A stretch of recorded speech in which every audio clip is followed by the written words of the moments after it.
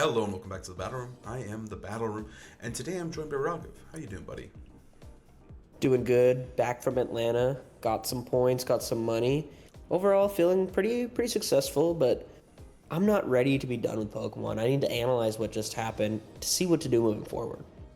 I agree. It's time to analyze the Pokemon. So this was the last Reg G event. Thank God, thank you. But there's still some stuff we can take away. I think a lot of the teams. I mentioned this in the last video that I made, where I talked about the teams, and I think the top 8 teams really could just translate really well into double restricted. And so I think there is some value to be gleaned from Regulation G, and also some good Pokemon to be played because it is the finals of a regional. Yeah, I think a big thing moving forward is getting like the most value out of your support mons. A lot of these slower strategies, more convoluted ones, aren't going to work as well in the next format because, they have 2 restricteds. They're kind of just shitting out damage. And a lot of these top teams at the regional were just really like smartly built offensive teams that just shit out damage. Like the 2 we have on the screen right here. Yeah, this team is absolutely nuts. I stand by Brute Bonnet. Like, after I played it at UIC, I said, this shit is so good. Like, I really think Brute Bonnet Koraidon is so good. Now, I didn't play in any events, but I did see Jamie do really well. And now we have a double one in finals. I'm excited to see the Brute Bonnet. I don't know if it's coming here, but I'm just really happy that my guess was correct. Because I do love Koraidon, and I love to see Koraidon succeed. So I think the Brute Bonnet was a smart tech, and I think it did fucking wonders. It's a double final Brute Bonnet. No, it's a really creative kind of combination, especially with Covert Cloak, and like you get the photosynthesis boost on defense, making it much better in Ice Rider or Shifu, pretty much just like anything that really threatens it. And I did play Joey, and the Brute Bonnet was an absolute menace versus me. Just putting my whole team to sleep with Spore. It was faster than a lot of shit. So the team has a lot of like really creative pins and options. We can just take a look at all the sets right here. Colin, take it away. I think this team I talked about a little bit earlier. I think what makes it so good is that it just has so many options. You have to deal with so many offensive pieces, whether it's Koraidon Flutter, Koraidon GU, Koraidon Brute Bonnet, Indeedee Iron Crown as well, or just fucking GU Flutter. There's just so much shit that can be flung your way that you cannot prepare for all of it. And it just seems like a fucking monster team. It just hurts my head, honestly, to think about how frustrating this team must be to play against. Yeah, I mean, it's a little bit of a 2-2-2, but Yeah. really the main thing is that, okay, Chiyu Flutter is always a fucking, like, menace to deal Always. with. But the Psy Spam incorporation is really smart, because, like, Koraidon just fucks the dark types. And for me, I was using Heatran, right? He just farms me because he gets to force the Terra Fairy, and then the Tachyon Cutter, man, does too much damage, dude. Yeah, and it is a mirror final as well. These are 2, I would say, like, most people don't know them. They're not like super crazy successful players, but they're popping off here and they're doing really well with this amazing medical. Now, this is a huge testament to the team because I believe, at least I think Joey is relatively local to the area. I think he's from South Carolina. I think they both are. So yeah, just showing up and kind of dominating the regional with the same team. It's similar to what the Tangs did, with that Ice Rider team. This just kind of shows you this team is absolutely the shit, and kind of bearing what's the word? They're fucking seeing the fruits of their labor. Yeah, and I think they're obviously still very good players. I think Joey has like multiple day 2s already this season. The other guy got top 32 at Worlds, so like they're definitely like not as well known, not like super tons of accolades, but they're still very strong players. And this isn't like a crazy performance. I think this is their moment here.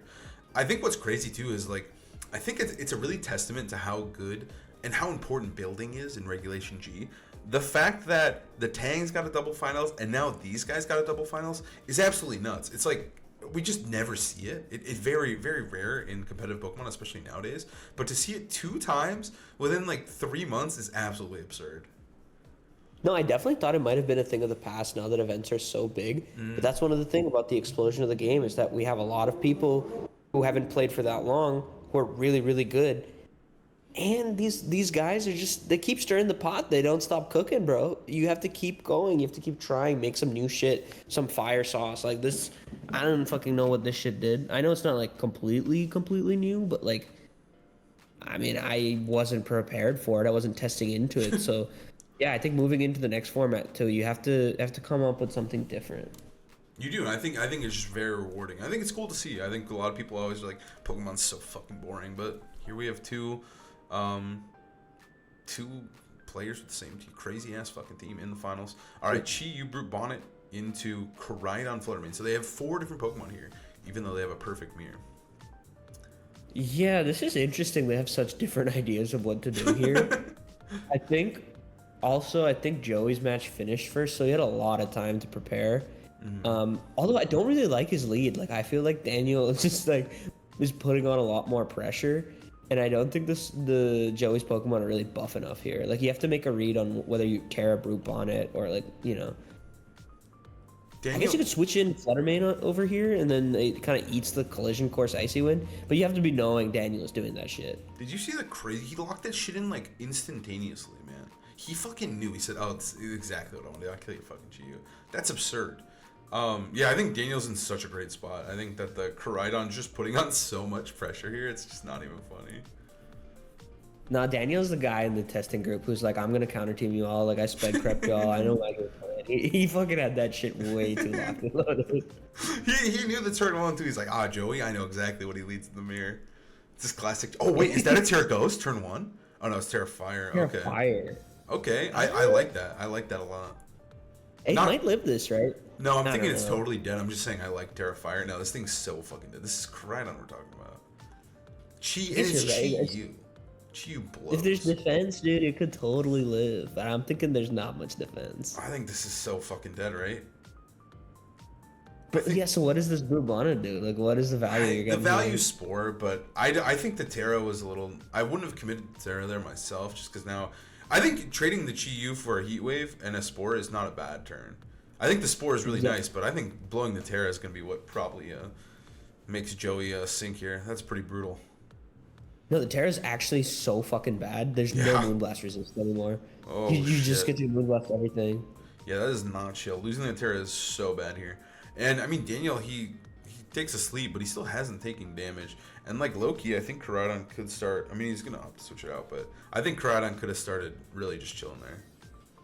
Dude, this guy's clicking moves so fast. I feel like he's, like, a million times smarter than us. I might be too high, but, like... Holy shit. It feels like it's ×2 speed on YouTube, doesn't it? Like, that shit is... He's locking that in. Yeah, Joey's taking his time, but he is getting his shit rocked, so this kind of... Yeah, he is. I don't think Brute Bonnet dies, though. That's the one saving grace here. Brute Bonnet is so fucking tanky. This mon is so bulky. Like, I swear it feels bulkier than Amoonguss, but... I mean, it kind of is. It's kind of nuts. I think it literally... Yeah, so he's pretty fucking brutal to deal with. Sucker Punch in the terrain, okay. Oh shit, dude! He went for I think he was going Koraidon. for the speed tie. Oh, the Shadow Ball into the. He doubled. Oh, he's so cooked. And it died. Oh shit, dude. Okay, I was glazing way too much there. He's fucked. I don't think Brute Bonnet lives that because his Fluttermane's definitely max special attack. I don't know if the Sucker Punch went into the Koraidon or if it was because of Psychic Terrain. It failed. It didn't say blocked by Psychic Terrain, so it went into Koraidon, which I think is just absolutely crazy. What? Yeah, Joey's making a really aggressive play there that I just think never works out because the Koraidon's sleeping. You really need to get rid of this Fluttermane. It's the thing threatening your Koraidon. But at this point, it's so curtains. Like I think Joey needs to go back to the drawing board and kind of just play off of what his heartbeat is telling him to do. Just kind of just like make plays based on vibes, not really think about it too much. Because Daniel was locking that shit instantaneously and kind of taking over. Yeah, Daniel's going fucking nuts. Also, I loved how the every turn has been really, really perfect from him too. I loved the turn 1 was not like just super safe, strong. Turn 2 was even real nice too with the Indeedee switch. It just conserves the sash, which I think is so huge in this matchup. So I just love that switch too. And now he's trying to get his Shadow Ball. It goes right into Indeedee, and now he's most certainly fucked. Dude, Joey looked upset about that follow me, but I feel like there's no other player than Daniel there. Just no. Like Trick Room or Psychic is like not that much value. Yeah, this wins everything. Yeah, he was. To be fair, there's not much you can do. Yeah, I mean, so if you're Joey, do you have to run it? You don't run it back. That lead was just not it. Daniel came to fucking play, and that just cleaned the floor with him. I think it's time to change it up. I think you could steal Daniel's lead and just try to force the mirror match there. Yeah, I think if I'm Daniel, I'm expecting a mirror lead, right? Because yeah, I think it's the best one. I feel like you just kind of got to go for speed ties. Or if you're leading Chi Yu Brute again, you got to make like a better trade. Like don't tear the Chi Yu, or figure out whether you want to Rage Powder, Spore, switch to Fluttermane. Like I said, like if you Icy Wind collision the Chi Yu and switch to Flutter, that's actually terrible. Like this seems like a really finicky matchup where everything just nukes each other. So you gotta get the trade right turn around. 100%. I also think like the Spore and Koraidon, while it was like Koraidon's he's the restricted, he's a strong guy. I think Fluttermane is the main priority there. If you're committing Terra, you need to be focusing down that Fluttermane. So I feel like I would personally rather Spore that, and I think maybe Joey could have made a comeback there, right? His Koraidon could have came in, he could have started flame charging up, maybe causing problems, right? I think it would have been way better to Spore Flutter. So I think that also could be just one thing you can do to change it up. And he's sticking to his guns, Joey. You're nuts. What? Dude, he knows the lines. Like he knew that was gonna happen. He kind of did that on purpose, so Yeah. now he's conditioned Daniel. I think he's just Spores Flutter. I do think it's possible to just play this out. I think also, I don't know the Terra on Brute Bonnet, I already forgot. But I think Water, I think you could Terra Brute Bonnet as well and just say, I'm going to get the Spore off. Fuck you, right? Ooh. No, I agree with you. I think actually spoiling the Fluttermane is super, super good, like you said. Mm-hmm. And then you don't have to Terra your Koraidon. You can just kill it before it wakes up. And he's going to do what I said and commit the Terra here. If Joey spores the Koraidon, I'm going to be so mad, Joey. Please, please. Don't you dare spore that thing. Okay, there's the You're protect. really playing for Joey. Dude, what do you have against Daniel? Why don't you I have Daniel nothing win? against Daniel. I just want a 3-game set. I want to see some fucking... Oh, Rage Butter. Okay. Okay. I'm not too mad about that. That kind of works. He doesn't want to lose. Nah, I don't Geo. like that at all. You really need a spore. Wow! Oh, gee, you... That's too much. I going legit think nuts. it would have died. Oh my god, Daniel, my God. Daniel's chilling, dude. Daniel is hard chilling here. Can't you just Moonblast and Flame Charge? Like, that's legit, what does that lose to? Nothing. You get the speed advantage. I guess you could protect as well to just have the Icy Wind on the field, but I don't think you need it. No, I think you definitely just want to Moonblast and Flame Charge. Daniel's playing like a really precise, clean game. I'm not gonna lie. I think that Joey's making some mistakes, but Daniel is playing real fucking well. Did you hear the bike outside my house right when Daniel's selecting his Koraidon moves, dude? Yeah, I did hear it. Hopefully the viewers hear it too. Fluttermane's coming in. Okay. He wants to keep that Chi Dude, the alive. Flame Charge was so clean there, because you just know Chi's not doing shit. You don't want to hit into the fighting into normal. Oh, Flutter's... Sucker. I forgot about Sucker too. Okay. That's not too bad then. That's not too bad at all. I feel like this might be too much momentum for Daniel. Flame Charge is just like yeah, Flame Charge is +1. nice. You still got Terra available too. I don't know, man. This is looking. This is looking naughty. Honestly, if he just stayed in and Heatwaved, it would have actually been a like somewhat okay spot, I would think. That actually would have been really good. Like Sucker Heatwave would have been really good because he flame charged, but Daniel played it correctly. He said, "Dude, I'm not falling for this shit. I'm gonna take this guy out." So this is interesting here. I think Brute Bonnet can't die this turn. I think he can die to collision course. No, look at how look, dude. You think? It's got the boosted defense, dude. Maybe. I think it's living. Ooh, Flutter with draw. With draws Flutterman. That's interesting. Dude, Daniel made that one so fast too. He fucking knows somehow. I like Joey's turn. I like this turn from Joey. I think this is actually a pretty safe turn, right? Like you're just able to. You're expecting Just another get a flame spoil charge off. again. Okay. No, Joey's making the right plays defensively. I think this is his way back into the game. Spore, get some damage off. Eat the flame charge on Chiyu, but he's not gonna. He's gonna eat it on this. Wait, did he just psychic too? He didn't follow me. Oh my god, he read Joey's soul. Wait, oh my god. Yeah, I Oh didn't my even god, he notice that. owned him. Holy fuck, Daniel. That was I feel like he nice. could have flame charged the TU slot, but that was so clean. Dude, he knows Holy he's got his fuck. number in there, dude. Dude, you know that they practice together a ton, dude, and Daniel's just always blasting him. And he's like, dude, come on, Joey. And when he sat down in the finals, he said, oh, this is Joey? Yeah, I know what I'm doing. He's just reading him I every just want turn. you to know that if we played in the finals of a tournament like this is how it'd go down. I actually am afraid it would go down something like this. It would just make me look like really pathetic. And then I'd be in the mic and be like, hey, dude, like straight up, can you just like toss game 2 so I can have one? But yeah, I think back to the game here. I think Joey is a little bit screwed. I think Daniel's just played a really clean game and just got every turn right. She used that now. See you later, buddy. Nah, in the business, this is called a raw dogging, but I feel like it's tough, man. You just got to get the turn 1 right, and Daniel played so fast, like he knew what he needed to do. Yeah. I think we could have had a completely different set if they played this like 8 more times. It's just like the mirror is so difficult. The mirror is so weird too because most of the time you have no practice versus it. So it really is like a quick like who can come up with a better game plan faster, or did you scumbag and practice the night before and like think of a plan? And I respect Joey going for something like trying to counter what Daniel's going for, but I just think leading with your two strongest Pokemon is the key in this match where everything's so squishy. Yeah. Just like fucking shit it out right now.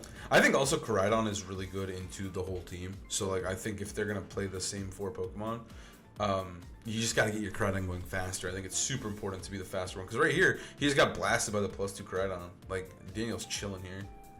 No, it's impossible to kill it next to redirection. It's like, Yeah. what is this Flutterman doing? The best thing he can do is click Icy Wind. He just set up the boards really quickly. He just killed it. Yeah, he just killed it. Wow, what a dominant finals from Daniel. Yeah, I mean, and this was both of their finals, like or both their first finals. Yeah, they were both in finals. But yeah, I think it's really exciting. Whoa, holy, he's much taller than Daniel. Dude, that's us. I'm telling you, that's gonna be us. Yeah, dude, the height difference is us. I'm just saying, I think I'd smack daddy you that hard, dude. I hope we never play in finals just for that reason. I don't want to come back to the channel and just be like, so we played in finals. It was a smack. It was rough. But yeah, I think Joey played well. Obviously, he had some life in there, but Daniel was just like he was clinical. He was very clinical with that set. He just kept the pressure on the entire time. I'm honestly curious to see both of their like other matches that were streamed, just because this team was so dominant, and the mirror match doesn't like fully do it justice in terms of like how it like lined up into the meta. That's true. That's very true. And I think, you know, like the team was super sick. And I think in going into Regulation I, we could definitely see some Brute Bonnet, Chi-Yu, Koraidon, throw another restricted on here. There, it's a good team. Yeah, fuck it. Throw on a Shadow Rider. Throw on all the knowledge. Yeah. Just make a different size spam user Literally, than Takeover.